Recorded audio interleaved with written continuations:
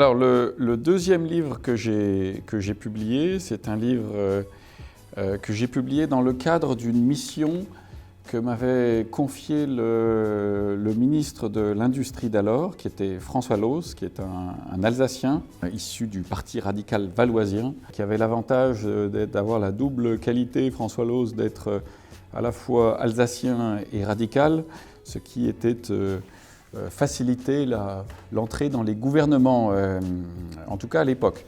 Il a été successivement ministre, secrétaire d'État au commerce extérieur, à la recherche, puis ministre de l'Industrie. Et il m'avait demandé à Strasbourg de mettre en place un think tank sur le rôle européen de Strasbourg. C'est-à-dire le rôle européen de Strasbourg, ce n'est pas que le Parlement européen, mais c'est d'abord un rôle symbolique de la réconciliation franco-allemande, d'une part, et d'autre part, Strasbourg rassemble un certain nombre d'organisations internationales, comme l'Assemblée des régions d'Europe, comme le Conseil de l'Europe, et beaucoup d'autres qui sont beaucoup moins connus, mais qui jouent un rôle important, un rôle international et européen.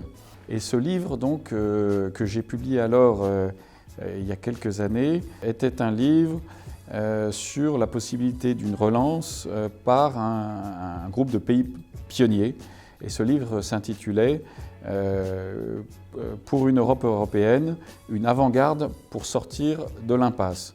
Ce livre est un collectif qui a été préfacé par le ministre François Loos. Et l'idée de ce livre, c'est un peu le revers de la même médaille que Paris-Berlin-Moscou. D'un côté, la vision d'une grande Europe continentale dont le moteur serait franco-germano-russe, mais qui ne serait pas exclusif évidemment à ces trois pays.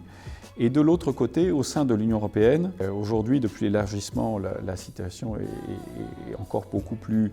Enfin, cette thématique de relance par un noyau dur est encore plus pertinente, dans la mesure où plus il y a de membres au sein de l'Union européenne, plus il est difficile que les pays s'entendent sur des sujets aussi importants et souvent clivants que sont la politique stratégique industrielle, la politique étrangère, les relations stratégiques avec les États-Unis, avec la Russie, avec la Chine.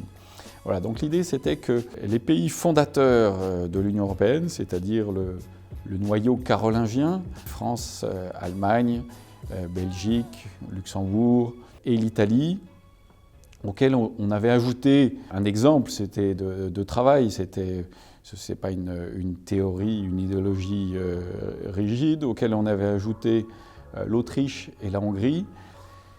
L'Autriche parce que c'est au sein des élargissements, des premiers élargissements, c'était un des rares pays, sinon le seul pays qui participait et qui avait adhéré pour des raisons liées aux raisons initiales, c'est-à-dire de mettre en place une Europe politique et pas seulement de créer un grand marché. Et la Hongrie parce que la Hongrie est un pays important et stratégique en Europe centrale. C'était le cœur stratégique de l'ancien empire austro-hongrois et c'est un pays qui est représentatif des pays des élargissements successifs en Europe centrale et orientale. Voilà, donc à ce livre ont participé, il y avait une partie sur les questions politiques, une partie sur les questions financières, une partie sur ce qu'on a appelé les technologies de souveraineté, c'est-à-dire les technologies sans lesquelles il n'est pas possible d'exister dans le monde d'aujourd'hui, c'est-à-dire l'aéronautique, le spatial, le numérique. Aujourd'hui, on ajoute l'intelligence artificielle. Voilà, tous les grands sujets stratégiques dont l'Union européenne et les pays européens ne se sont pas tous emparés. Je pense particulièrement à l'intelligence artificielle et je constate malheureusement qu'il y a en Europe deux centres de recherche à Paris et à Zurich, mais que ce sont des centres de recherche mis en place par Google et pas par des organisations européennes. Voilà, ça c'est le deuxième livre auquel avait participé le professeur Molin, agrégé de droit public, auquel avait participé le directeur de la Fondation social-démocrate, la Friedrich-Ebert-Stiftung, le directeur à Paris de la Fondation social-démocrate Friedrich-Ebert-Stiftung et un certain nombre d'autres, un ministre belge. Ça c'est donc le sujet de ce deuxième livre. Et je pense qu'aujourd'hui, si on lit l'actualité,